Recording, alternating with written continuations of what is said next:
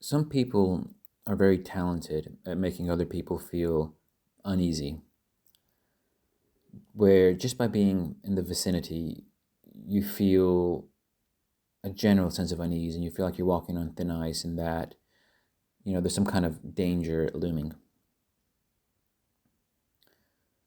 The thing is, when certain people give you that feeling of danger and impending doom, even if you can't really pinpoint what's happening, you know you're dealing with somebody who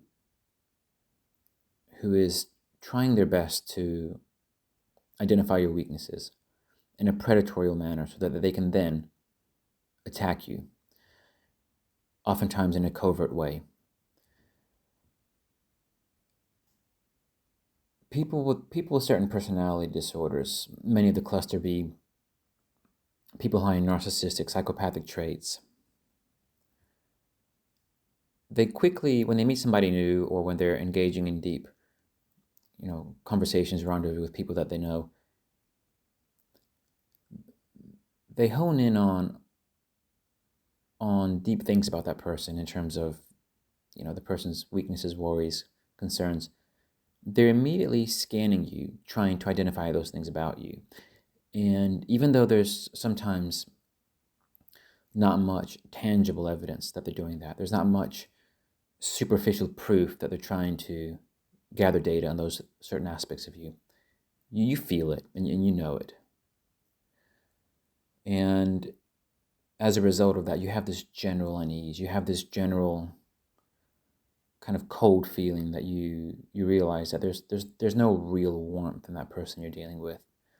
That they might have a superficial charm, but behind that layer of superficial charm, you feel something predatory, where the person is almost like they're preparing for an attack. Even if it's a very covert, very discreet type attack, but they're trying to gather the right data on you that will later enable them to do that. So, sometimes people misread situations in other people. That's true. Every now and again, our imagination does get the better of us. Sometimes we over worry about things. That happens. But very often, and in particular, if you have a strong gut feeling that you have a reason to feel uneasy about somebody, you're probably right. And it doesn't mean that that person is going to attack you or hurt you in any way, even if it's emotionally, psychologically, maybe trying to put you down or something. It means that there's the potential for it to happen. That's what your body's reading. So there's the potential for danger here. And you have a few choices to make once you've kind of had that feeling from somebody. You've identified somebody who gives you this feeling of kind of panic, unease, danger, but you can't really explain why or how. You have a few choices. On the one hand, one choice is obviously to distance yourself from that person, maybe even go no contact, if that's a possibility, of course. If you ask me, if somebody makes you feel uneasy and you don't really like them because of that, you don't feel like there's a compatible bond between you two because you feel like there's something malicious there, if you can avoid the person, by all means avoid them. You only have so many hours a day and days in your life. Why do you want to waste time with people who aren't worth your time? So yeah, of course, if you can avoid people who have nothing to offer you, then avoid them. But if somebody's placed in your life where you can't go no contact from them, you have to deal with them in some capacity, and they give you those feelings, then you have to really think up carefully about what your choices are. If you can't go no contact with somebody, you still do have a choice in the depth and level of your interactions with them. Maybe what you need to do is interact with them more on your terms, not on their terms. And at the heart of that even being possible, any need for their validation, you have to kind of let that go. The moment you don't need, if you can't avoid somebody, then at least make yourself be in a position, or at least work towards a position where you don't need their validation. That in itself ruptures, or that in itself it will prevent an unhealthy bond of you towards them, and in turn, an unhealthy leverage that they might have over you. They won't have the leverage over you needing their validation. So that in itself helps. Okay, so if you can't avoid them, at least reach that point where you don't need their validation. Even if they're in a position of superiority over you, or like a family member that you want to hold their respect. Get creative. I can't give you a precise solution because I don't know what your exact circumstances are, but get creative. I will tell you there are ways. There are ways where you can, you know, keep a healthy connection with them, but without falling prey to needing their validation. And there are ways for you to minimize your interaction with these people, even if you do have to interact with them sometimes. There are ways of minimizing the amount of time you interact with them. There are ways of minimizing the level at which you open up emotionally to them when you interact with them.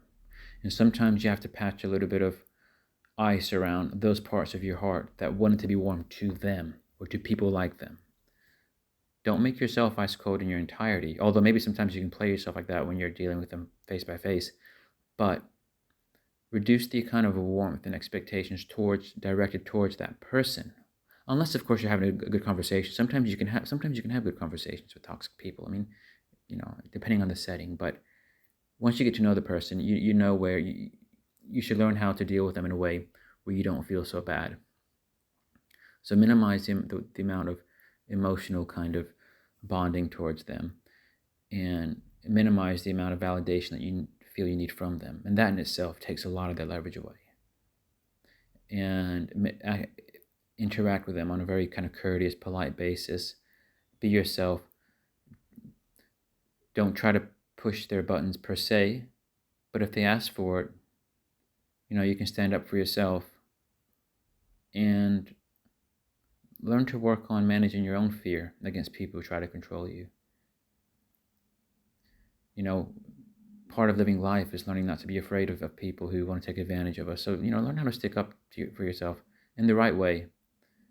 If you think about it and you have a bit of practice, there are lots of ways where you can stick up for yourself without letting certain people take advantage of you.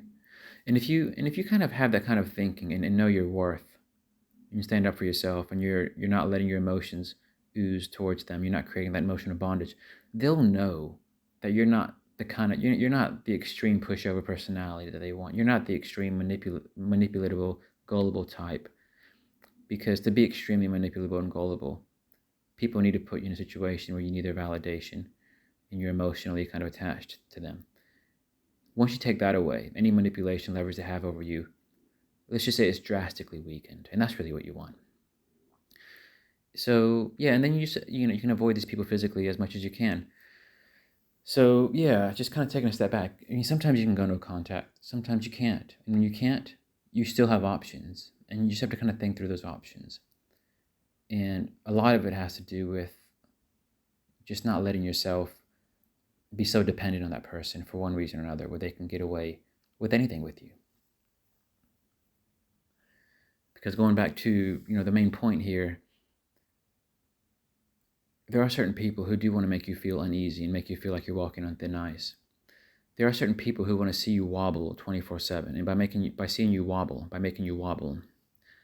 they feel more at ease with themselves. They feel more, I guess, in control of themselves, and they don't feel like such a loser, because they see you as the loser, because they see you as feeling wobbly, nervous, anxious, in doubt, doubtful, doubting yourself, your decisions, whereas they look at you and they think, oh, I'm not feeling that, but that person is. I'm in a better position than them. That must mean I'm better than them, even though they induced those feelings upon you. So it's your job just not to fall prey to that, and just to know that that's a thing, that certain people do that. Because I think something that happens in so many people's minds is they think, am I crazy? Is this person really doing this to me? Am I making this up? Why do I feel this way around this person? Like, I can't quite pinpoint what they're doing, but I feel that they're trying to make me uneasy. I feel that every time I think about them, I'm just drained and doubtful. And no, if you're feeling that overwhelmingly, then you're probably right. There is something there, but you're not going to change that person, and that's what you need to realize. You're not going to change them. You can change yourself, as we discussed here, and if you change yourself, that will change the way they interact with you. And that's what you want. You want them to interact with you on your terms and not theirs. So since you can't change anybody, you cannot change. You can't change good people into bad people. You can't change bad people into good people. You can't. Those things don't. It doesn't really work like that. But you do influence how people interact with you, and that's all you want. And you influence how people interact with you by changing yourself.